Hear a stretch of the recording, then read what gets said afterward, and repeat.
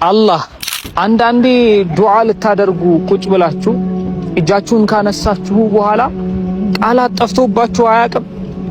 ከየት መጀመር እንዳለባችሁ ግራ ገብቷችሁ ምን አይነት አረፍተ ነገሮች የእናንተን ስሜት እንደሚገልጽላችሁ ጠፍቷችሁ አያውቅም?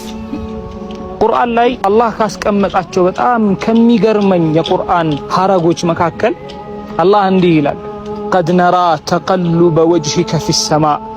የአላህ መልእክተኛ ያ ነቢ ሙሐመድ ዓለይሂ ሰላቱ ወሰላም ከጭንቀት ከውጥረት ብዛት ከኛ እርዳታንና እገዛን ክጀላ ወደ ሰማይ ያንጋጠጥክበትን ስብር ብለህ ወደ ሰማይ ያየህበትን ፊትህን ስሜቱን አይተነዋል፣ ፊትህን አይተን ተረድተንሃል ይላል አላህ ሱብሓነሁ ወተዓላ።